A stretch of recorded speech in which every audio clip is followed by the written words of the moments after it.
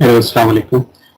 Solid state physics के lectures second lecture में हम पढ़ेंगे पेरियोडिसिटी इन क्रिस्टल। सो प्रीवियस लेक्चर में हमने जैसे इंट्रोडक्शन देखा था और देखा था सॉलिड्स के जो मेन जो टाइप्स हैं उसके वो मेनली क्रिस्टलाइन और सेमी क्रिस्टलाइन और एमॉर्फस फॉर्म्स हमने थोड़ा सा उसका रिव्यू देखा था। सो हम इस लेक्चर में स्टार्ट करते हैं बिल्कुल बिगिनिंग से।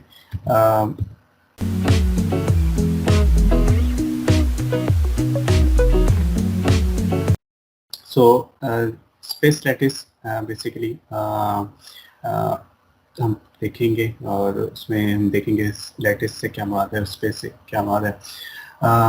उससे जाने से पहले हम वैसे अगर हम इर्द गिर्द अपने देखें तो हमें जो जितने भी सॉलिड्स हैं मसलन ये वॉल हो गई या आपका मोबाइल स्क्रीन और कोई भी ग्लास ले लें या वुड ले लें और मेटल ले लें तो बज़ाहिर ही हमें नज़र आता है एक कंटिन्यूस फॉर्म नज़र आती है, लेकिन एक्चुअली वो कंटिन्यूस होती नहीं है। एक्चुअली अगर उसको माइक्रोस्कोपिक लेवल पर जाकर देखें तो वो डिस्क्रीट फॉर्म में होते हैं और वो डिस्क्रीट फॉर्म बेसिकली क्या होते हैं कि आपके एटम्स होते हैं या आयंस या मॉलिक्यूल्स फॉर्म में होते हैं। तो दैट इज हम उसको लेके चलेंगे कि वो डिस्क्रीट फॉर्म किस तरह से हम उसको डिफाइन करते हैं। सो बेसिकली स्पेस लैटिस जो है जो प्रॉपर्टी है it property distinguish crystal from other solid. और वही बात कि हमने जो स्पेस लैटिस में कंटेनर्स होते हैं, आइटम्स भी हो सकते हैं, आयंस भी हो सकते हैं, मॉलिक्यूल्स भी हो सकते हैं और ये अरेंज होते हैं इन 3 डायमेंशन पीरियोडिक में। सो सबसे पहले इसका कंसेप्ट जो था वो ब्रेविस एक साइंटिस्ट था 1848 में। उसने कंसेप्ट दिया स्पेस लैटिस का। उसने कहा कि लेट्स सपोज कोई भी ऑब्जेक्ट है, लेट्स सपोज जे जे जे कोई भी है और उसको इसने पॉइंट से रिप्रेजेंट कर दिया, ठीक है, डिस्क्रीट पॉइंट से। और इन डिस्क्रीट पॉइंट्स के दरमियान जो डायरेक्शन है वो एरो से डिफाइन कर दी वेक्टर फॉर्म में एंड देन उनके जो दरमियान में जो डिस्टेंस है वो ए है, ठीक है। और ये जो पॉइंट्स बनेंगे एक रिपीटेड फॉर्म में पेरियोडिसिटी अपने दे रहे हैं। इन जो कलेक्शन ऑफ दीज पॉइंट्स हैं जो हमने ऑब्जेक्ट से डिफाइन किए और ये कलेक्शन ऑफ पॉइंट्स बेसिकली कहलाते हैं लीनियर लैटिस, ठीक है। और लैटिस बेसिकली ये नंबर ऑफ जो कलेक्शन ऑफ पॉइंट्स हैं ये बेसिकली लैटिस कहलाते हैं, लैटिस पॉइंट्स, ठीक है। और ये बेसिकली लैटिस पॉइंट्स मैं आपको पहले से बता दूं कि बेसिकली एटम्स को रिप्रेजेंट करें कि ये जो पॉइंट्स हैं वो एटम्स हैं। तो लेकिन जो बेविस जो शुरू में साइंटिस्ट था उसने एक कंसेप्ट दिया कि कोई भी सॉलिड है, ठीक है, वो अगर उसको माइक्रोस्कोपिक लेवल पर अगर हम जाके देखें तो वो डिस्क्रीट फॉर्म में होते हैं। और वो डिस्क्रीट फॉर्म उसने आइडियली जो स्टार्ट में ली के वो पॉइंट्स जो हैं एटम्स हैं वो रिपीटेडली एक फिक्स पोजीशन पर हैं और उनके दरमियान जो डिस्टेंस है वो ए है। सो अगर ये वन डायमेंशनल में ये कलेक्शन ऑफ पॉइंट्स जो हैं वो लैटिस जो हैं इनको कहलाते हैं लीनियर लैटिस कहलाते हैं। इसी चीज़ को अगर हम 2 डायमेंशनल में ले जाएं, कोई भी ऑब्जेक्ट्स इसी तरह उन ऑब्जेक्ट्स पर अगर आप पॉइंट से रिप्रेजेंट कर ले, अब ये जो कलेक्शन ऑफ पॉइंट्स हैं बेसिकली आपके लैटिस कहलाते हैं, लैटिस पॉइंट्स, ठीक है। और इसको ये 2 डायमेंशनल में है तो इसलिए इसको इसके भी वेक्टर इसमें ए वेक्टर था क्योंकि 1 डायमेंशन में। अब हमारे पास में सेकेंड डायमेंशन भी आ गई तो उसको बी वेक्टर जो है वो रिप्रेजेंट कर दिया गया और ये कहलाएगा प्लेन लैटिस सिंपल 2 डायमेंशन में। इसी को फर्दर कंटिन्यूस अगर लेके जाएं 3 डायमेंशनल में, ठीक है, तो वो आपका 3 डायमेंशन में इस तरह से बनेंगे जे जे जे, ठीक है, क्यूबिक फॉर्म बन जाएगी। और ये क्यूबिक फॉर्म जो है रिपीटेड है वो इनफाइनाइट आप कह लें डिस्टेंस पर, ठीक है। तो ये रिपीटेड फॉर्म में अगेन क्यूबिक 3 डायमेंशन में बन रहा है और उसी को हमने 3 वेक्टर्स ए और बी एंड सी कह दिया। और इन ऑब्जेक्ट्स की जगह हम अगर वही एटम्स या लैटिस पॉइंट जो हमने कहा कलेक्शन ऑफ लैटिस पॉइंट्स, ठीक है, तो ये कलेक्शन ऑफ जो पॉइंट्स हैं ये आपके कहलाते हैं 3 डायमेंशनल में स्पेस लैटिस। और यही स्पेस लैटिस बेसिकली आगे फर्दर हमें क्रिस्टल्स में हमें बताएंगे कि जो डिफरेंट मटेरियल्स हैं उनकी जो क्रिस्टलोग्राफी है या उनका जो स्ट्रक्चर है वो किस तरह से होता है। तो basically in the start just ideal जो कह लें सिचुएशन लेगी कि आपके पास नंबर ऑफ एटम्स जो हैं वो एक फिक्स पोजीशन पर हैं और एक इक्वी डिस्टेंस पर एक दूसरे से मौजूद हैं और रिपीटेड हो रहे हैं इनफाइनाइट डिस्टेंस तक। और हमने अगर कोई भी पोजीशन ले लें तो हमें अपने नेबरिंग एटम्स जो हैं या नेबरिंग लैटिस पॉइंट्स जो हैं वो बिल्कुल सेम लगेंगे। और इनको फिर फर्दर जो है हम अगर इनको ड्रॉ करना चाहें तो वो हम इस इक्वेशन से डिफाइन ड्रॉ कर सकते हैं जिसको कहलाते हैं translation vector. So T is equal to n1 a plus n2b n plus c n3c और ए बी सी जो है हमारे पास वेक्टर हैं और n1 n2 n3 जो है हमारे पास इंटीजर फॉर्म में है। सो ये बेसिक आप जो है स्पेस लैटिस का कंसेप्ट है। इसमें हमने देखा कि लैटिस क्या होता है और ब्रेविस लैटिस जो ब्रेवियस साइंटिस्ट था उसने क्या कंसेप्ट दिया कि नेचर में हमें वैसा नज़र आती हैं चीज़ें कंटिन्यूस हैं लेकिन वो कंटिन्यूस होती नहीं है। ठीक है, उनको माइक्रोस्कोपिक लेवल पर अगर देखा जाए तो वो एक हमें डिस्क्रीट फॉर्म में नजर आते हैं। तो इसको पहले क्या लिया गया कि आइडियल सिचुएशन लेगी कि कोई भी ऑब्जेक्ट है जे और उसके अगर जगह हम अगर कोई भी पॉइंट ऑब्जेक्ट को पॉइंट से रिप्रेजेंट कर दें और वो एक इक्वली डिस्टेंस पर जो है वो मौजूद है और अगर वो 1 डायमेंशनल में है then is called linear lattice और अगर 2 डायमेंशनल में उसी तरह से रिप्रेजेंट है then is known as a plane lattice. और इसी को 3 डायमेंशन periodically मैनर में अगर देखा जाए तो वो हमारे पास इस तरह से डिफाइन हो सकता है। तो ये एक पिक्चर है, इसके पीछे भी क्यूब आपके एटम्स इसी तरह अरेंज हैं और उनको फिर इक्वेशन से इसको हम इस इक्वेशन से ट्रांजिशन जो है डिफाइन कर सकते हैं। इसको अगर ड्रॉ करना हो अगर रिपीटेडली तो हमें इसको ड्रॉ कर सकते हैं with the help of this equation. और ये जो पार्ट है ये हमारा कहलाता है स्पेस लैटिस इन 3 डायमेंशनल। ओके, फिर नेक्स्ट जो टॉपिक कहते हैं वो हमारा है बेसिस एंड क्रिस्टल स्ट्रक्चर। और बेसिस क्या होते हैं और फिर क्रिस्टल स्ट्रक्चर क्या होते हैं। तो अभी तक हमने लैटिस को जो है वो हमने देख लिया कि क्या चीज़ें इस लैटिस पॉइंट्स जो कि 3 डायमेंशन में हमें अगर हमें एक खास इक्वल डिस्टेंस पे हमें मिल जाए और कलेक्शन ऑफ पॉइंट्स जो हैं उनको हम देखें is known as a lattice. और ये प्लेन लैटिस जैसा कि हमने प्रीवियस जो स्लाइड से टॉपिक था उसमें देख लिया कि हमने प्लेन लैटिस एक ड्रॉ कर लिया। अब इससे क्रिस्टल स्ट्रक्चर कैसे बन सकता है। तो बेसिकली ये तो लैटिस हो गया। अब बेसिस क्या चीज़ है। सो बेसिस बेसिकली क्या है कि इन लैटिस पॉइंट्स पर अगर अब जरूरी नहीं कि एक ही एटम हो, ठीक है, इन लैटिस पॉइंट्स पर 2 डिफरेंट जो हैं कोई भी कंपाउंड या आयंस 2 डिफरेंट आयंस भी हो सकते हैं, ठीक है, और 2 डिफरेंट एटम्स भी हो सकते हैं, ठीक है, जो आपस में लेट्स बॉन्ड वगैरह बना रहे हैं।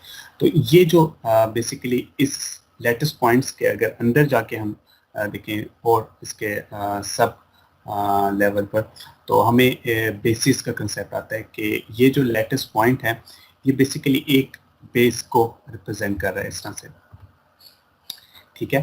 तो बेसिकली ये एक पूरा जो पार्ट है वो लैटिस पॉइंट कहलाएगा और इसके अंदर जो अगर 2 डिफरेंट आयंस या एटम्स जो हैं, ठीक है, वो अगर मौजूद हैं तो हम उस पूरे को हम एक लैटिस पॉइंट कंसीडर करेंगे। ये नहीं होगा कि इस वाले एटम को हम एक लैटिस पॉइंट कंसीडर करें और ये दूसरे वाले को हम सेकंड लैटिस पॉइंट कंसीडर करें।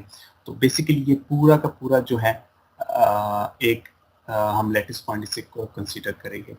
तो लैटिस प्लस बेसिस बेसिकली ये लैटिस पॉइंट है पूरा और ये इसके अंदर अगर हम देखें डिफरेंट आयंस एटम्स, तो this is known as basis. और ये दोनों मिलकर जो है ना बेसिकली एक कंप्लीट क्रिस्टल स्ट्रक्चर जो है आपका बनाते हैं। So bases containing two different atoms and make crystal structure, ठीक है। तो ये इस तरह अगर 3 डायमेंशनल में अगर आपके पास कोई भी मटेरियल या सॉलिड पड़ा हुआ है, इसको 3 डायमेंशनल में आप ड्रॉ कर लें तो वो आपको एक कंप्लीट जो है वो क्रिस्टल स्ट्रक्चर बना के देता है। तो ये क्रिस्टल स्ट्रक्चर का बेसिक जो है आपका कॉन्सेप्ट है। और वो क्रिस्टल स्ट्रक्चर कैसे बनता है, लैटिस प्लस बेसिस से। लैटिस हमने देख लिए कि एक पॉइंट्स है जिसमें हमने कहा कि एक रिपीटेड फॉर्म में पढ़ा है। बेसिस जो है वो बेसिकली इस सब लैटिस के अंदर जो है मौजूद है, और वो 2 डिफरेंट एटम्स या आयंस की फॉर्म में या मॉलिक्यूल्स की फॉर्म में भी हो सकते हैं। तो एक मॉलिक्यूल भी हो सकते हैं, तो उस पूरे को हम लैटिस पॉइंट कंसीडर करेंगे। तो लैटिस पॉइंट प्लस बेसिस जो इसके अंदर है वो कंप्लीट हमारा एक क्रिस्टल स्ट्रक्चर जो है वो बनाता है। और नेक्स्ट जो है वो कंसेप्ट आता है ब्रेवियस का और नॉन ब्रेवियस लैटिस का। अच्छा, ब्रेवियस लैटिस में बेसिकली कहलाता है कि आपका जो डिस्टेंस है बिटवीन द एटम्स जो है वो इक्वल होना चाहिए, ठीक है, और वो सेम टाइप्स के एटम्स यहाँ वो उसके होने चाहिए। जबकि नॉन ब्रेवियस का जो कंसेप्ट आता है वो ये है कि टू उनके दरमियान जो डिस्टेंस है वो वेरी कर रहा होगा, ठीक है। इसकी एग्जांपल हम आगे जाके देखेंगे कि नॉन ब्रेवियस के क्या क्या। तो सिंपल आप ये याद रखें कि ब्रेवियस में ब्रेवियस लैटिस में जो डिस्टेंस है या उनके दरमियान एटम्स के वो सेम होता है, इक्विवेलेंट होता है। जबकि नॉन ब्रेवियस में जो डिस्टेंस है वो सेम नहीं होता। लेट्स सपोज ये वाला एटम का इसके साथ जो है वो डिफरेंट है, इस वाले का इसके साथ डिफरेंट है। सो एटम्स के दरमियान जो डिस्टेंस वो सेम नहीं होता। So this is known as non Bravais lattices. Okay, choice of unit cell next जो है हमारा टॉपिक। बेसिकली यूनिट सेल क्या है? यूनिट सेल जो है वो बेसिकली द स्मॉलेस्ट वॉल्यूम है किसी भी स्पेस लैटिस में। अगर हम 3 डायमेंशन में इसको ड्रॉ करें तो उसका जो स्मॉलेस्ट वॉल्यूम हम चूज कर सकते हैं, this is known as unit cell, ठीक है। और इस स्मॉलेस्ट यूनिट सेल को अगर हम बार बार रिपीट करें तो वो हमारे पास एक कंप्लीट स्पेस लैटिस बन सकता है, ठीक है। लेट्स सपोज मैं अगर इसको स्मॉलेस्ट अपना यूनिट सेल कंसीडर करूं, ठीक है, इससे छोटा तो और कोई नहीं हो सकता ना, जस्ट यूनिट सेल, ठीक है। इस यूनिट सेल को अगर मैं बार बार रिपीट करूं तो मेरे पास कंप्लीट दोबारा से एक पूरा का पूरा जो प्लेन है लैटिस, या इसको 3 डायमेंशन में कर दें तो स्पेस लैटिस कहलाएगा। तो वो स्पेस लैटिस में ड्रॉ कर सकता हूँ, ठीक है। और this is known as unit cell. और ये यूनिट सेल जो चॉइस ऑफ यूनिट सेल है ये मैं किसी भी फॉर्म में ले सकता हूँ। मसलन ये वाली चॉइस भी हो सकती है मेरी यूनिट सेल की। तो अगर मैं इसी को यूनिट सेल को अगर रिपीट करता जाऊँ तो मैं कंप्लीटली एक जो क्रिस्टल है यहाँ स्पेस लैटिस है उसको ड्रॉ कर सकता हूँ on the basis of this small unit cell. और ये यूनिट सेल इस फॉर्म में भी हो सकता है। तो ये मेरे पास पे है चॉइस ऑफ यूनिट सेल कि मैं किस तरह का स्मॉलेस्ट पार्ट जो लेता हूँ यूनिट सेल का और उसको मैं रिपीट करता जाऊँ, ड्रॉ करता जाऊँ, तो मेरे पास एक कंप्लीट जो पिक्चर है वो आ जाएगी। ओके, और नेक्स्ट इसी में आता है कि short side long thick is called the primitive cell. और यही जो चीज़ है बेसिकली आपका यूनिट सेल अगर एक लेट्स पॉइंट से, तो इसमें हमारे पास ये कहलाता है प्रिमिटिव यूनिट सेल या प्रिमिटिव सेल। ओके, अब प्रिमिटिव यूनिट सेल क्या होता है और नॉन प्रिमिटिव यूनिट सेल क्या होता है, इसकी फर्दर जो प्रिमिटिव सेल्स की जो है वो टाइप्स आ जाती हैं। सो प्रिमिटिव यूनिट सेल में बेसिकली उस पूरे स्ट्रक्चर में एक यूनिट सेल होता है, एक वन लैटिस पॉइंट होता है बेसिकली। और वो कैसे होता है वो मैं यहाँ से आपको क्लियर करने की कोशिश करता हूँ। लेट्स सपोज मैं ये वाला स्ट्रक्चर एक यूनिट सेल जो है वो लेता हूँ, ठीक है। लेट्स सपोज ये मैंने ड्रॉ किया, ठीक है, this is one unit cell. अब मैं अगर इसी नीचे वाले भी यूनिट सेल को अगर ड्रॉ करूँ तो वो मेरे पास इस तरह से आ जाएगा, ठीक है, ये एक आ गया। अगर मैं इसी यूनिट सेल के नेबरिंग उसमें कंसीडर करूं यूनिट सेल, तो वो मेरे पास कुछ इस तरह से आ जाएगा। और इसी तरह इसका नेबरिंग फर्दर जो है ये वाला भी बन सकता है। इस तरह मैं अगर रिपीट करता जाऊं, ठीक है, इन यूनिट सेल को, तो ये इस तरह रिपीट होते जाएंगे। अब यहाँ पर बात गौर करने वाली ये है कि आप देख रहे हैं कि ये वन जो एटम है वो बेसिकली शेयर हो रहा है, ठीक है। शेयर होने से मुराद है कि ये अपना कुछ पार्ट जो है वो इस यूनिट सेल के साथ शेयर कर रहा है, कुछ जो है वो इस वाले यूनिट सेल के साथ कर रहा है। चलें इसको छोड़ें, इस वाले एटम को हम कंसीडर करते हैं, ठीक है। तो ये जो एटम सिंगल पॉइंट है, ये बेसिकली इन 4 यूनिट सेल्स के साथ जो है वो अपने पार्ट शेयर कर रहा है।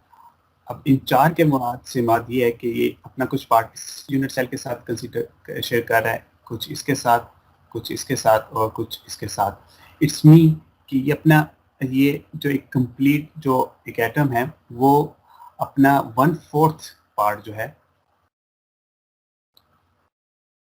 वो इन 4 यूनिट सेल के साथ शेयर कर रहा है। इट्स मीन 1/4 ये इस वाले के साथ कर रहा है, प्लस 1/4 वो इस वाले सेकेंड यूनिट सेल के साथ कर रहा है, अगेन प्लस 1/4 जो है वो इस वाले यूनिट सेल के साथ शेयर कर रहा है, और प्लस 1/4 जो है वो इस वाले यूनिट सेल के साथ शेयर कर रहा है, ठीक है। तो ये एक कंप्लीट जो है 1/4 शेयर कर रहा है।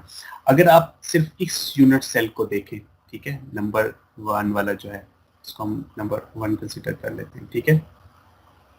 तो इसका क्या मतलब है कि ये वाला जो यूनिट एटम है ये 1/4 अपना शेयर कर रहा है पार्ट, ठीक है।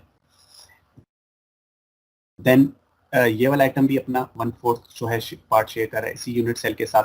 इसी तरह ये वाला एटम जो है ये भी 1/4 अपना पार्ट शेयर कर रहा है, और ये वाला जो फोर्थ एटम है ये भी अपना 1/4 पार्ट जो है वो इस unit cell number 1 unit cell के साथ शेयर कर रहा है। तो 1/4 1/4 1/4 हमारे पास 4 1/4 हैं, ठीक है, पार्ट हो रहे हैं। तो इस सिंपल यूनिट सेल को अगर हम